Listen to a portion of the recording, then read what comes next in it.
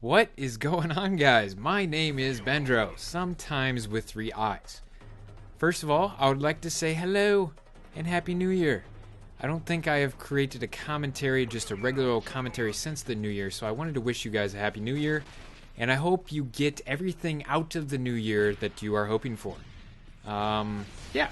So we are playing a little Call of Duty today. We are playing on Village, which is probably my favorite map, and I'm using the most overpowered gun in the game, the Type 95.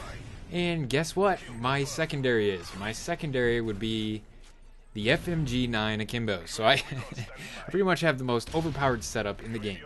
I'm also using Quick Draw Marksman. Marksman's probably my favorite third perk. I want to say it's probably my favorite, especially for assault rifles. I mean, this is actually a good spot right here. See, I see that guy all the way in the back. I probably wouldn't have seen him. But anyways, he goes to hide anyways. But this is, I think this is it right here. This is pretty funny. So I see all these guys, but wait. Who do I get killed by?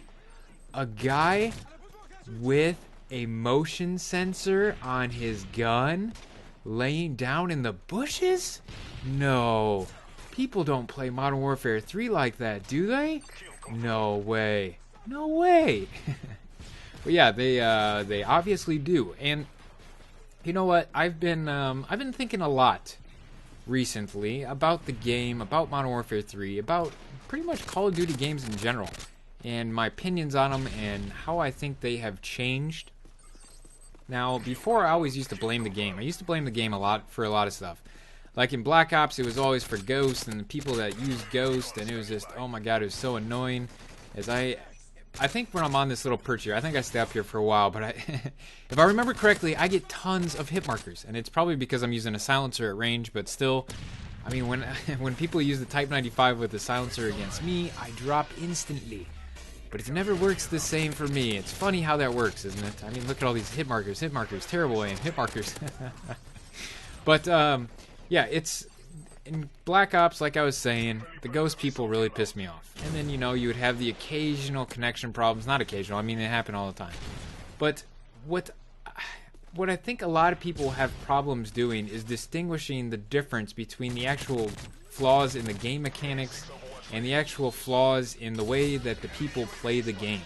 And that's kind of the whole idea behind this commentary. Because, I mean, I complain quite a bit. Maybe not necessarily in my Modern Warfare 3 RTC or in my RTCs in general, because I mean, generally I don't think it's very fun to watch somebody complain over and over and over, which you know, that's why I kind of try and keep it out of my RTC. Now, don't get me wrong, sometimes a lot of BS happens and I do start complaining, but you know, you can only hold back so much rage as I get quickscoped. I don't even think I get quickscoped. I think he was just, yeah. I mean, it is what it is. They were using snipers.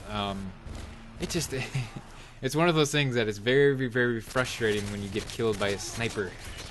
He wasn't lying down, but, you know, just hiding underneath some shelter. And that was probably a bad play on my part. I never should have ran out there anyways. But anyways, I want to get back to the topic. So, you know, I've come to the realization it's not necessarily the game's fault. It's more of the way the people play the game. Like, for instance, earlier in the game, the guy laying down in the grass, you know, just hiding out with his motion sensor and with his heartbeat sensor, I should say. It's not a motion sensor, it's a heartbeat sensor. But it's basically the same thing, you know, laying down in the grass. There is nothing that I can possibly think of that a game developer could do to prevent that. Because, you know, it's all about the way people play the game. You can make the game as good as you want, but you cannot control the way people play that certain game. Now, I'm sure that there are things, you know, Vonderhaar has been really, really good, and that's why I'm so excited for Black Ops 2. He's been really, really good, like, kind of asking questions, seeing what us, the community, thinks about certain aspects of the game, and maybe what we could do to help, or what he can do in the future to improve it. But there's only so many things. Now, the one big thing is campers. You know, people camp hard. There's different variations of camping. Now, don't get me wrong. If I'm on a big kill streak, or, you know, if I see on the radar that a bunch of people are coming down my line of sight or whatever, sure, I'll camp there. I'll wait for a second. I'll wait for them to walk in my line of sight. There's no point in me going out in the open and you know, dying, as that was, I don't know what exactly that dude was doing. I think he was chasing me down trying to knife me, but he failed and I won. But there's only so much you can do about campers. Now, the cool thing that he came up with is maybe, or that people were talking about, and what my idea was to kind of have some sort of a timer. Now, I don't know how exactly it would work, and I'm kind of looking for some feedback for you guys to see what you guys think about it. But some kind of timer. Now, in certain game types, like let's say domination. Domination, if you are sitting back in one position for the whole match, you know, let's say just spawn trapping people, there should be something we could do about that. I mean, sure, that's fun.